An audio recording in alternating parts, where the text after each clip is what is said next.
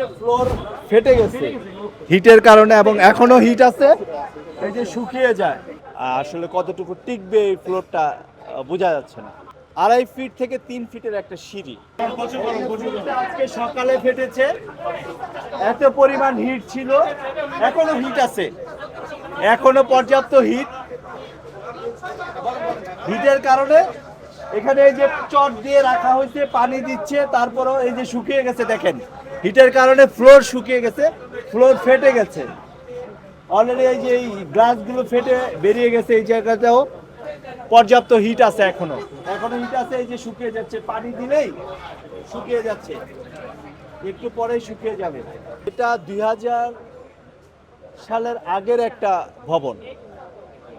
এখানে 2.5 ফিট থেকে 3 ফিটের একটা সিঁড়ি, এখান দিকেই ফায়ার সার্ভিসের কর্মীরা ঢুকছেন, এদিক দিয়ে ধোঁয়া বেরোচ্ছে, গরম ধোঁয়া, এদিকেই আর ভেন্টিলেশনের কোনো ব্যবস্থা নেই, এই একটাই পথ।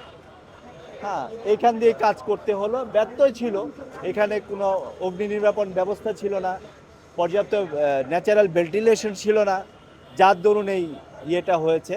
আর বদ্ধ ছিল, যার দরুন ধোঁয়াটাও আগুন হয়ে গেছে, এত পরিমাণ হিট হয়েছে, ওটা মুখে লাগলে মুখ মানে পুড়ে যায়, এরকম অবস্থা ছিল। কেরানীগঞ্জের রুহিতপুরে অবস্থিত গ্রিনভিল সিটিতে প্লট বিক্রি হচ্ছে কাঠাপতির সর্বনিম্ন 3.5 লাখ টাকায়।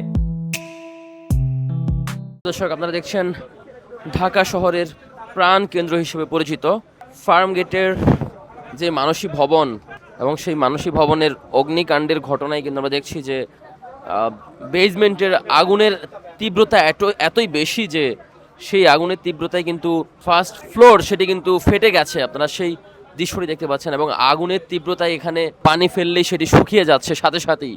এবং এই মানসী ভবনটি কিন্তু একেবারেই তেজগাঁও কলেজের পাশে অবস্থিত, এবং সকাল 9:30টায় কিন্তু এই মানসী ভবনের বেজমেন্টে অগ্নিকাণ্ডের ঘটনা ঘটে, এবং ফায়ার সার্ভিসের 5টি ইউনিট কিন্তু আগুন নিয়ন্ত্রণে কাজ করেছে। যেখানটায় আসলে আগুনের সূত্রপাত তার সন্ধান পেয়েছেন ফায়ার সার্ভিসের কর্মীরা, এবং ইলেকট্রিক শর্ট সার্কিট থেকে কিন্তু এই অগ্নিকাণ্ডের সূত্রপাত। না, নিচে ছিল এটা মার্কেন্টাইন, দি ঢাকা মার্কেন্টাইন কোঅপারেটিভ ব্যাংকের গোডাউন ছিল।